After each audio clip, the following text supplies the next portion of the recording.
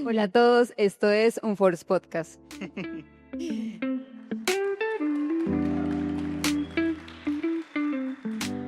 Si sale bien, ese sería el sexto episodio.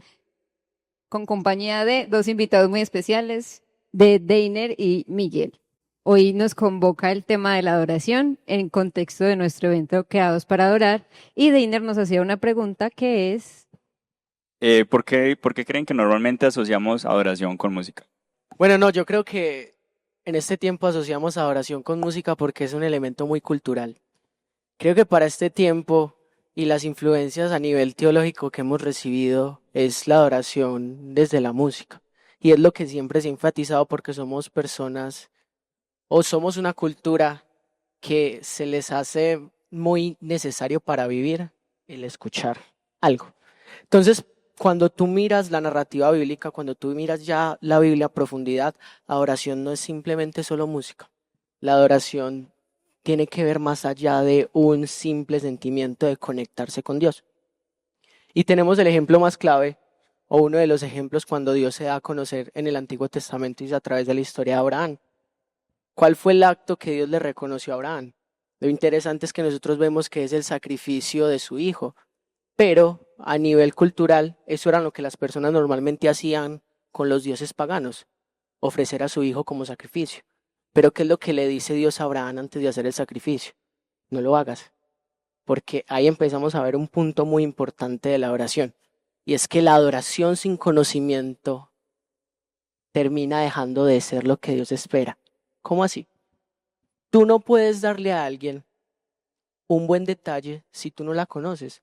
Si a esta persona le gustan los chocolates y tú le das una manzana, ¿qué te va a decir la persona? Ay, tan lindo, muchas gracias. Pero en el interior va a decir como, pues, pero no me tuviste en cuenta, o sea, no me escuchaste.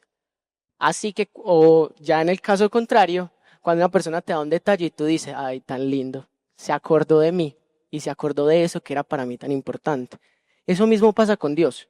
Cuando adoramos a Dios sin conocimiento, terminamos ofreciéndole a Dios cosas que quizás no nos está pidiendo y no está esperando de nosotros.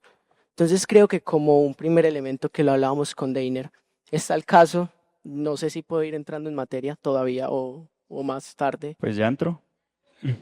Bueno, Miguel y su fluir. muchachos, me emociona la verdad con eso, Pero pero presentamos, Miguel también es estudiante de teología, ya hasta que se gradúa. gradúo este año si Dios quiere. Pero bueno, el caso es que en la Biblia hay una historia que la encontramos en el libro de los jueces. Un contexto. Jueces era la temporada donde se dice cada quien hacía lo que bien le parecía. Había desaparecido la ley, no había conocimiento de Dios, entonces uno de los jueces se llamaba Jefté. ¿Qué pasaba con Jefté? El Espíritu Santo viene sobre Jefté y él hace un acto que si uno lo lee de primeras uno dice, wow, qué man tan valiente. Y es que él dice, Señor, si yo gano la guerra, la primera persona que salga de mi casa la voy a ofrecer como un holocausto. Un holocausto es literalmente prender a la persona viva, ¿cierto?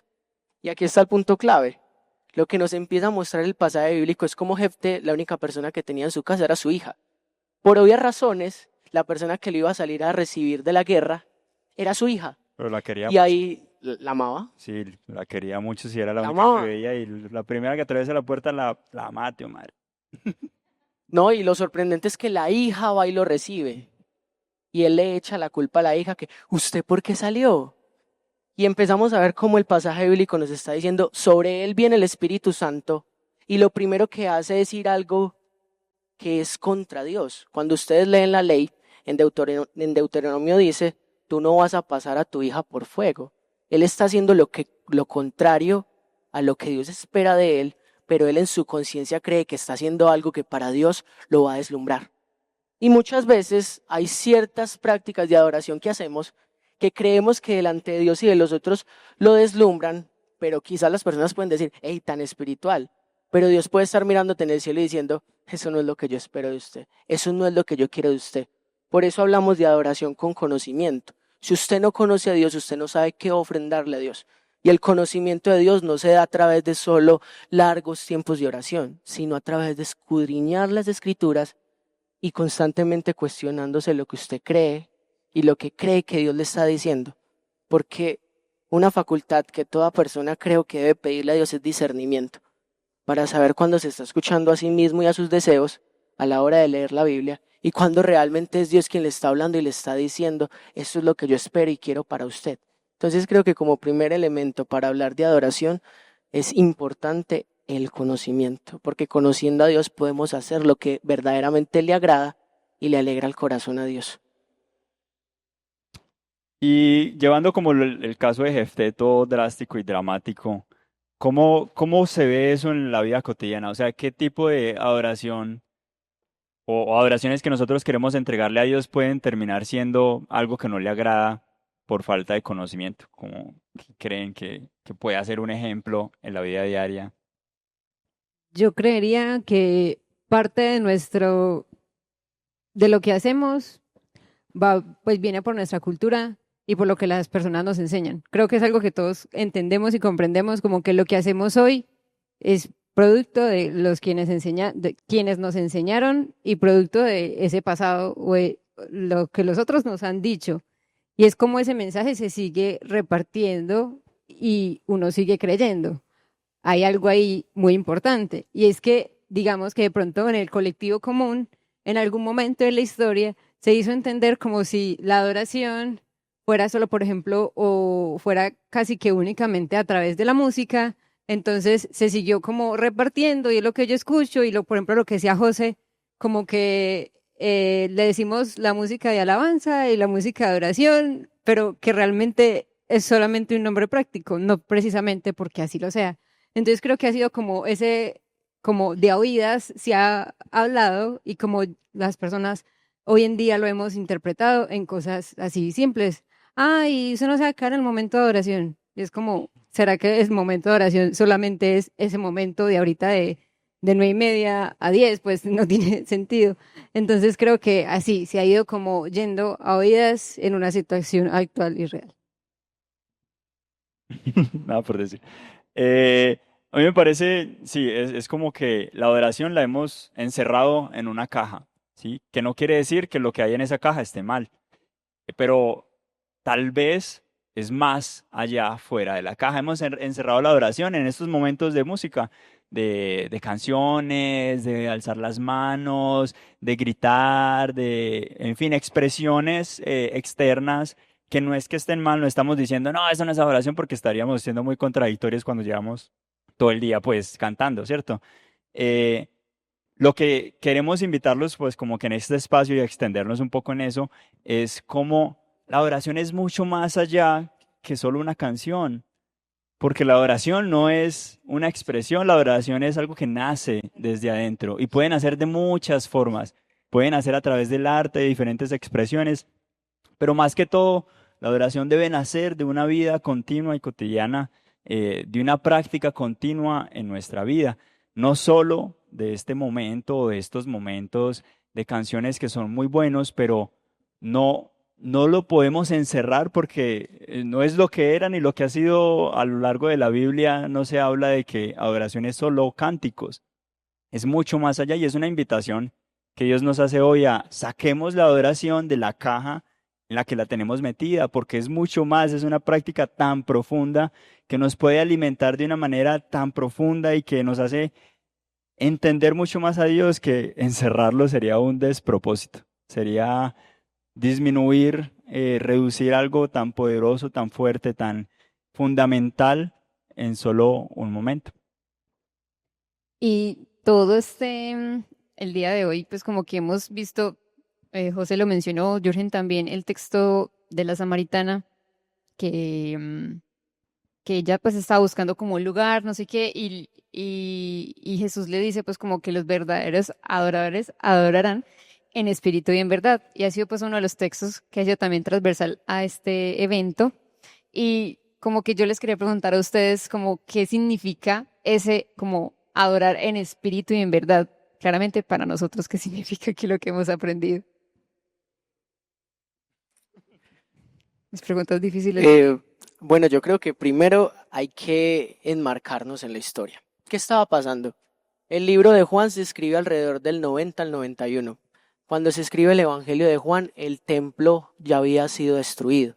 ¿Qué es lo que pasa? En la mentalidad judía se pensaba que solo la presencia de Dios estaba en el templo y por eso cuando los judíos, por ejemplo, estaban exiliados, oraban mirando a Israel, porque creían que era el sitio donde Dios los escuchaba. Era un punto físico. ¿Qué es lo que hace Juan? Como el templo fue destruido, la pregunta es, y bueno, ¿y ahora dónde vamos a tener comunión con Dios? Ahora yo dónde me voy a comunicar con Él. Pensando en eso, es que Juan escribe el Evangelio.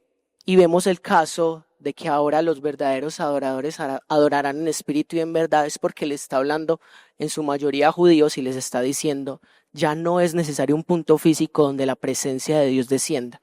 Ya la presencia de Dios no está habitando en un sitio, está habitando en ustedes. Y la adoración en espíritu y en verdad, nosotros siempre la hemos interpretado, algunos lo han interpretado como hablar en lenguas o decir cosas muy bonitas o una adoración súper profunda.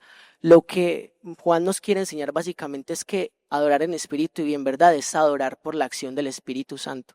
Todo el que tiene el Espíritu Santo, sea como adore a Dios, ya está adorando en espíritu y en verdad. Ese es el punto de Juan. Pero como somos una cultura que nos gusta el ruido, nos gusta lo exagerado, lo bacano, lo que conecte, lo que me quebrante, lo que me mueva, estamos llevando todos esos elementos culturales a la escritura y le estamos diciendo a la escritura cómo debe de hablar. Pero cuando uno entiende el contexto, lo que nos está diciendo es que todos los que están aquí, que tienen el Espíritu Santo, están ya adorando en espíritu y en verdad en todo tiempo y en todo momento. No necesitan de un punto físico, porque ya ustedes son el punto donde Dios decide habitar. Piensen en los judíos, el Espíritu Santo no venía sobre todo, sino sobre personas específicas. ¿Cómo así que ahora Dios está habitando en el ser humano? Piensen por un momento qué significa eso para una persona que nunca en la vida pensó que en el propósito de Dios iba a estar que Dios mismo estuviera en él. Y ahora piensen también en la cultura griega. Los griegos veían los dioses como esos que estaban allá, a los que había que rogarle para que no los destruyeran. ¿Cómo así que Dios viene a vivir en esto tan horrible que es la carne? Esto tan feo, tan impuro. Pero yo no soy feo. Cada quien, ¿cierto? Pero a lo que yo quiero llegar con esto es que cuando ustedes lean la escritura, traten de meterse en la mente de las personas que están recibiendo el pasaje, para que ustedes se hagan conscientes de la profundidad de Juan. Es que yo les digo que adoración en espíritu y en verdad es que cada uno ya, el que tiene el Espíritu Santo ya está adorando, y es como, era eso. Incluso cuando yo hablé con un profesor, pues que él es doctor en Juan, y él fue el que me explicó eso, yo quedé como, eso era. Yo quedé así también. Pero es por lo que estamos acostumbrados. Pero cuando nos hacemos conscientes de las implicaciones eternas que tiene que el Espíritu Santo habita en nosotros, nos damos cuenta de lo importante que es. Eso puedo decir. Pero entonces, o sea, como en resumen, lo que tú dices es como que a lo que dice el texto es, o sea, somos adoradores es porque el Espíritu Santo ya está habitando en nosotros. Y Que es el que es Dios adorándose a sí mismo. Suena raro, pero es Dios mismo aquí adorándose a Él mismo, conectándose con nuestro espíritu para adorarlo a Él. A través nuestro. Sí. Es muy raro, pues porque normalmente, y también es lo que venía de la cultura judía, como que todo era muy externo, ¿cierto? Como que las adoraciones eran actos específicos, entonces había un sacrificio para tal día, para tal fecha, para según este caso, para este otro caso había esta acción en específica y para eso había esta liturgia en específica, entonces todo era muy externo. Y al final terminó convirtiéndose en lo que Jesús tanto criticó y señaló, que es el fariseísmo y el legalismo de hacer todo de boca para afuera, pero de boca para adentro, pues la cosa no estaba como tan bonita. Entonces, es como ese cambio de paradigma que propone Jesús y que se propone a partir del Evangelio de Juan, de que ya no es externa la cosa, ya no necesariamente tiene que haber un sacrificio, un rito, una cosa súper elaborada. Ya no tiene que haber, y llevándolo aquí a la hora, a nuestro contexto, la adoración no es simplemente alzar las manos, no, y no estoy diciendo que esté mal, solo qué hay de la expresión hacia adentro, qué es lo que está motivando esa expresión, porque puede terminar siendo un regalo que no es agradable porque no tiene contenido para Dios. no tiene esencia para Dios. Entonces, este cambio de paradigma de que ahora Dios habita en nosotros y a través de nosotros podemos adorarle, es todo un cambio de pensamiento que nosotros estamos muy acostumbrados a escuchar. Ah, sí, Dios habita en nosotros, pero llevémoslo a profundidad, seamos conscientes de que Dios habita en nosotros. O sea, eso es algo muy loco, cómo Dios va a habitar en nosotros, pero así es, porque así lo quiso Él y porque así Jesús lo permitió a través de su sacrificio. Puedo decir algo ahí. Cuando ustedes ven las historias en el Antiguo Testamento, quien se acercaba a la presencia de Dios desaparecía. Hay dos casos. Estaban en el templo los hijos de Aarón, cambiaron la parte del incienso y metieron un incienso diferente, y eso en el momento que lo hicieron en medio de la adoración estalló y los mató a los dos, así de la nada. Y Dios le dijo a Moisés: usted no va a llorar a sus hijos. Es una historia muy fuerte, pero también hay otra. Estaban llevando el arca de la alianza, donde se supone que no es que la presencia salga del arca, sino que es como que la presencia se proyecta en el arca, en medio del arca, por decirlo así. Estaban llevando el arca se iba a caer. Esa persona dijo: uy, yo no quiero dejar caer el arca. Fue a tratar de cogerla y el man fue extinguido. Lo que los textos nos quieren mostrar es que la santidad de Dios es peligrosa. Dios mismo en su esencia es peligrosa. ¿Y qué significa que si en su esencia es peligrosa? Ahora Dios, aun cuando pecamos, que en el Antiguo Testamento algo muy interesante es que quien pecaba de manera consciente debía de morir. Ya, no había forma para decir: estos pecados van a ser perdonados. No había, cuando era de manera consciente. ¿Y cómo es que ahora nosotros seguimos pecando y la presencia de Dios sigue habitando en nosotros? Y la presencia de Dios se hace de tal manera que no es peligrosa y no nos hace desaparecer. Las implicaciones que tiene que ahora Dios viva en nosotros es algo que para la mente humana no cabe, es incomprensible. No cabe. Y aquí me remonto al sacrificio de Jesús y lo importante que ese sacrificio es para nosotros. Yo creo que una vez que nosotros comprendemos realmente el sacrificio de Jesús por nosotros, es en ese momento donde nosotros, como decías incluso al inicio, en ese conocimiento vamos a poder adorarlo a Él. Y como decías, como esa complejidad de que el Espíritu adora a través de nosotros y en este ser frágil y feo, ¿cómo se hace? Pero ese cómo se hace va a ser instruido y va a ser justificado por el mismo Jesús, por ese mismo sacrificio, porque obviamente por nosotros no somos absolutamente nada, porque nosotros mismos no somos capaces. Y montándolo a una realidad muy común, pues obviamente nosotros mismos nos será muy fácil, no sé, despertarnos súper temprano a comenzar nuestro día orando, o no va a ser súper fácil en medio de una situación difícil, en medio de nuestra peor dificultad, en medio de quebrantos, de dificultades familiares, económicas, nosotros adorarlo a Él. Entonces, en esa medida de que nosotros nos acerquemos a Él, Él se va a impregnar cada vez más en nosotros y va a relucir y va a dar esos, incluso como esa motivación e inspiración, no sé cómo más llamarlo, para adorarlo a Él como Él quiere que lo hagamos. Pero solamente cuando nosotros realmente comprendamos ese real sacrificio de Jesús que nos hace a nosotros una nueva criatura, nos hace nuevas personas. Pero iba a concluir, pero... Sí, dale. Ah, Voy a bueno. preguntar otra cosa. Concluyendo hasta el momento, tenemos 2 puntos. Uno, que para que haya una verdadera adoración agradable a Dios, tiene que haber conocimiento de Dios, y el conocimiento de Dios se da a través de la palabra de Dios.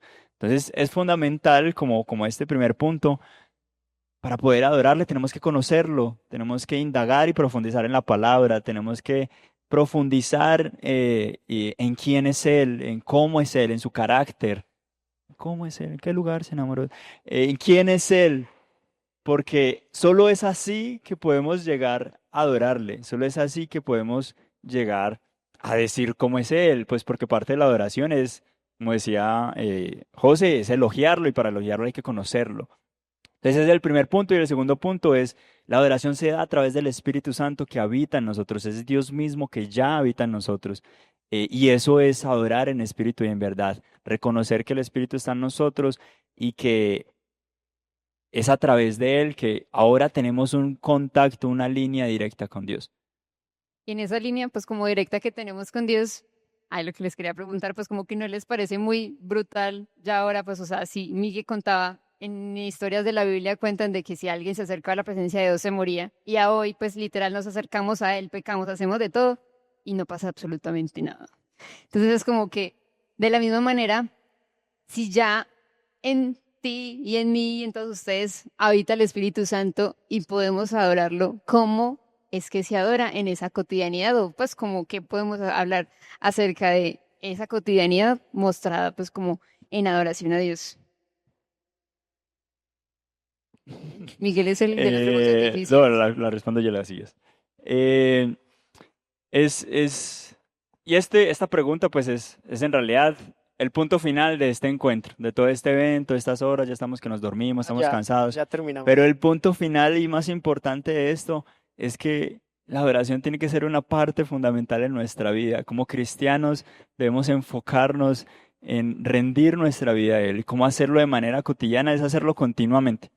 Y aquí me gustaría contar como una experiencia. Inicialmente esto pues nació del corazón de Jürgen y mío. Propusimos, hey, hagamos algo para profundizar en la adoración. Y en ese momento, para mí, en mi cabeza, en mi mente, era adoración igual la música, como toda la vida nos han dicho. Y para mí era eso. Pero entonces dijimos como, no, pero profundicemos. ¿Qué más hay aparte de solo música? Eh, y empecé a orar mucho como Dios, enséñame qué es adoración, enséñame qué es adoración, llévame a profundizar un poco más. Y recuerdo muy bien un momento random en la moto. Yo trabajo en Río Negro, entonces los trayectos eran muy largos. Trabajaba, ya no. Eh, Iba en la moto escuchando una canción que es deseable, pero una versión en inglés porque a veces me creo gringo. Y la canta en inglés y hay una parte que la muchacha canta, aquí es donde pertenezco. Y lo repiten, y lo repiten, y lo repiten. Pero Y yo, dígalo en inglés. This is where I belong. Y, y me conectó mucho ese momento. Yo ahí manejando en la moto, no cerraba los ojos porque, ajá. Y estaba como muy conectado. Y yo solo repetía, Señor, es aquí donde pertenezco. Pero en mi cabeza estaba, es aquí donde pertenezco en este momento de conexión profunda contigo. Eso era lo que había en mi cabeza.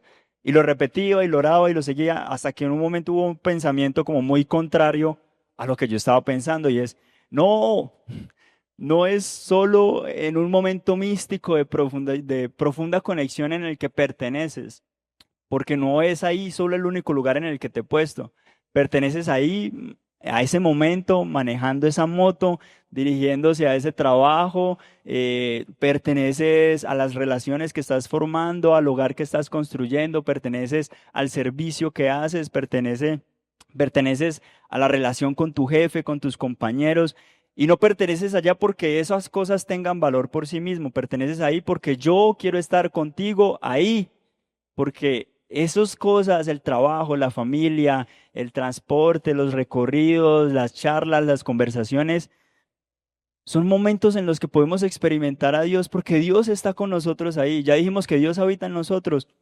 Entonces, fue como un momento ahí muy profundo para mí, como es que adorar no es solo un momento místico, aunque sí, ojalá pudiéramos llegar a eso todos los días, pero adorar también es ver y reconocer a Dios en todas las áreas de nuestra vida, en todos momentos. Ver y experimentar a Dios en lo que somos, en lo que hacemos. Y vuelvo y digo, no quiere decir que cuando queramos adorar a Dios en el trabajo es endiosar el trabajo. No, las cosas por sí solas no tienen valor. Tienen valor cuando Dios las habita. Tienen valor cuando es Dios el que nos la pone. Si la vida que tenemos en este momento la tenemos porque Dios está ahí con nosotros dándonos el trabajo, familia, lo que sea, incluso problemas, dándonos problemas, la vida dándonos problemas. Es en esos momentos que tenemos que adorar en todo momento. No hay excepción, no hay un momento en que Dios diga, uy, no, aquí sí no adores porque no vale la pena. No, es en todo momento. Y ahí pues es como, ese es el punto central y concluyente de lo que queremos compartir es, saquemos la adoración de la caja en la que la tenemos metida y llevémosla a la práctica, porque tiene que influir en la manera en que vivimos, sí o sí. Tiene que transformar la manera en la que vivimos. Y yo no digo esto diciendo, pucha, yo ya soy el adorador y Virgen Santísima. Digo esto es porque es un anhelo tan profundo que tengo porque no lo hago, pero quiero hacerlo. Y es como un grito interno de quiero experimentar a Dios de nuevas maneras, de maneras que antes no lo he visto y que me cuesta horrible. Yo creo que si alguien del trabajo estuviera ahí sentado, ese es Deiner, porque me cuesta mucho exteriorizar estos anhelos, este deseo, esta fe. Entonces es esa invitación de llevémoslo, saquemos esa adoración, esa rendición, ese sacrificio continuo a nuestro día a día. Yo quiero agregar dos cosas. Y una primera es una crítica. ¿Por qué una crítica? Porque cuando uno estudia el contexto del primer siglo donde se desenvuelve pues la historia de Jesús, cómo funcionaba la adoración y cómo se veía. La adoración normalmente, o la gente normalmente se reunía en casas y no eran muchas personas. La adoración se daba, personas en círculo donde se veían, no se pedía que se cerraran los ojos, donde era con luz normalmente o con velas si era de noche. Pero a lo que yo quiero llegar es cómo la adoración la hemos vuelto en un acto individual y hemos sacado al otro de ella. ¿Qué es lo que pasa? Cuando tú te haces consciente de que la adoración era diferente porque cuando tú te reúnes con alguien en una casa y estás alrededor de las personas con los ojos abiertos, tú sabes por lo que está pasando el otro. ¿Cuál es el problema de la adoración hoy? Que tú entras a un sitio, normalmente con las luces apagadas, te piden que cierres los ojos para que tú te conectes contigo mismo y te estás olvidando de lo más importante, que es el otro. Cuando tú te reúnes en círculo, tú puedes ver que la persona llegó mal y puedes preguntarle, ¿qué tienes? Vamos a orar en relación a eso. Por eso Santiago 5 dice, y la oración del justo tiene mucho poder.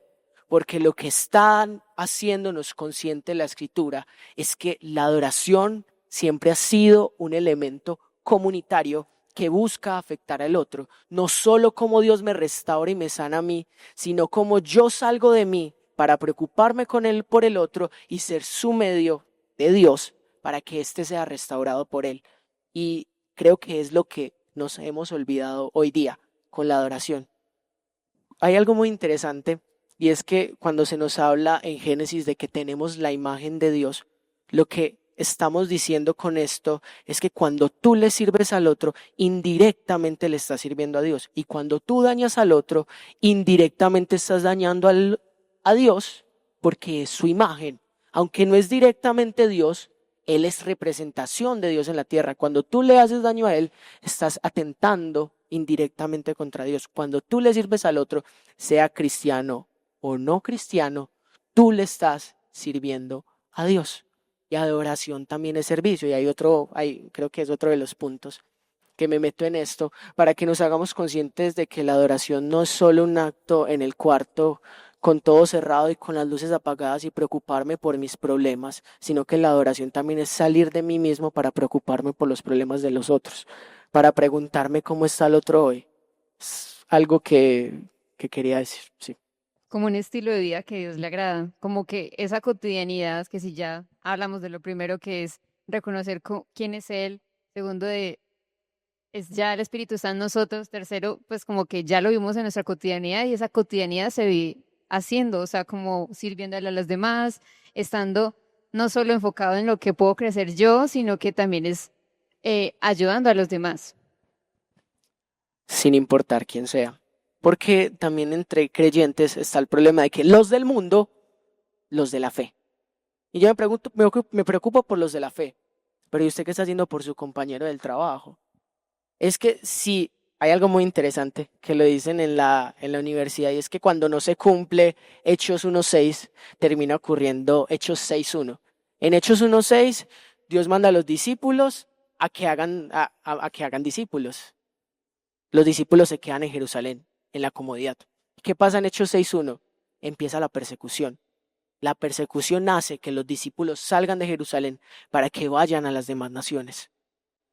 ¿Cómo lo estamos haciendo hoy nosotros, donde nos encerramos en nuestras iglesias, como los creyentes, como los que sí seguimos a Dios, y nos estamos olvidando de que lo que a Dios le importa es las personas de la calle, porque Él se está cargando de su templo. Eso también es adoración, salir a los otros, a los del trabajo, a los de la universidad, a los de tu entorno, aún a los de tu familia. Cuando Deiner hacía la pregunta de cómo se veía, por ejemplo, un acto muy valiente de fe, pero que realmente no es tan agradable a Dios, cuando tú le dedicas más tiempo al servicio de Dios que a tu familia, cuando tu familia te necesita. Y eso lo tuve que entender a golpes, porque yo era uno de que estaba en todo. Pero un día el Señor me hizo consciente de cómo estaba en todo, y mi mamá todos los días sola en la casa, esperando a que yo la escuchara y pasara tiempo con ella. Y fue simplemente cuando el Señor permitió que me chocara de frente y me tuviera que quedar con mi mamá, que mi relación con ella empezó a ser restaurada. Porque al final lo que Dios quiere es relaciones restauradas. Como adoración también es preocuparse por los de su hogar. Si no nos preocupamos por los más cercanos, ¿cómo vamos a pretender ayudar a los de afuera? ¿Cómo muchas veces nos matamos en el servicio diciendo, esto es aroma grato a Dios? Y en casa, nuestros familiares diciendo, pues si este es el que cree en Dios y nunca está, ¿yo para qué me voy a acercar a un Dios que me va a mantener encerrado en un edificio? ¿Cómo acercamos a Dios al otro? Con relaciones, cuidando, preocupándonos, siendo genuinos. Eso también es adoración. Sí, es vivir esa vida coherente, saliéndonos de esa zona de confort, de yo solamente estoy quizás para mi círculo pequeño, sino también cómo estoy para el otro, cómo estoy para el que no cree, cómo estoy para el de mi casa que me trata mal, cómo estoy para los de la oficina que son ateos, o sea, cómo yo estoy también en esos otros lugares de nuestra cotidianidad, saliéndonos de esa zona de confort y entregando lo que Dios ha dado sin tener que decir, crean con un letrero, sino que seamos nosotros mismos con nuestra forma de actuar en esa coherencia, reflejándolo ahí. Y al final esto tiene pues un fundamento, pues como que no sale de nuestra experiencia de vida, pero tiene su fundamento bíblico y en el texto que hemos tratado, que hemos escuchado varias veces, Romanos 12:1-2 habla de ese, ¿qué es lo que le agrada a Dios? Y habla desde cómo lo que le agrada a Dios es ofrecer nuestra vida como un sacrificio vivo. Ese es el verdadero acto de adorar. No es solo cantar, no es solo levantar las manos, es entregar nuestra vida entera como un sacrificio hacia Dios. Y eso se ve reflejado en el servicio, eso se ve reflejado en el amor con el otro, eso se ve reflejado en que en tanto incluso disfrutamos y apreciamos y nos deleitamos en nuestra propia vida, porque es un regalo de Dios. Es como nos entregamos completos, no solo pedacitos, no solo raticos, a una vida completa de adoración. Y también en Santiago habla mucho de esta fe práctica, de esta fe que no se debe encerrar en una religión de leyes. En Santiago, primer capítulo, segundo capítulo, habla como de qué es una verdadera religión, de qué es un verdadero acto de adoración. Y él lo concluye diciendo, el verdadero acto de creer, de practicar la fe, es ir y ayudar al otro. Esa es la conclusión de Santiago, pues a grosso modo en su carta de manera general. La fe tiene que verse práctica. La fe tiene que afectar nuestra vida, si no, ¿qué sentido tendría? Si nuestra fe queda condenada y limitada en lo que somos, en mi metro cuadrado, ¿para qué sirve? La fe tiene que transformarnos, tiene que cambiarnos y la adoración también tiene que transformar cómo nos relacionamos, cómo vemos a Dios en el otro, cómo lo definimos a Él en nuestro corazón. ¿Quién es Él para nosotros? Debe influir en cómo vemos a los demás. Y este es como el espacio que queríamos compartir con ustedes finalizando. Y hacer recuento, me gusta hacer recuentos como puntos de adoración. Uno, debe haber conocimiento de Dios para que pueda haber una adoración genuina y real. Dos, podemos adorar porque en cualquier momento y en cualquier lugar, porque Dios habita en nosotros. Nuestra vida puede ser un altar para Dios en el que Él habite. Tres, la adoración es en la vida cotidiana, no solo en momentos limitados y específicos. Y 4, la adoración debe afectar no solo nuestra vida, sino la de los demás, porque debe cambiar la manera en la que vemos al otro, cómo nos relacionamos y servimos al otro. Cuando servimos al otro, servimos a Dios. Y estos son como los puntos que queríamos compartirle. Hay más, pero ese cronómetro es muy azarador. Entonces, vamos a dar paso al siguiente espacio, ya el último finalísimo. Espero que no estén aburridos y cansados. Este espacio final ya es, vamos a adorar, ¿cierto?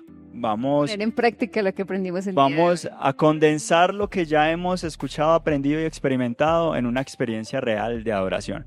Pero vamos a hacerlo, vamos a empezar de una manera poco común, como muy contracultural. Esta idea fue de Jürgen porque Jürgen está mal de la cabeza. Pero me voy a despedir en el podcast. Bueno, despidamos del podcast. Meli.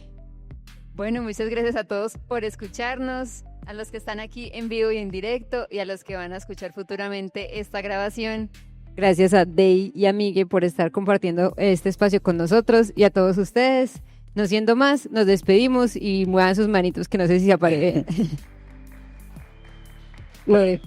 Ahora los del podcast no van a saber por qué Jürgen está mal de la cabeza. Puede continuar diciendo que Jürgen estaba mal de la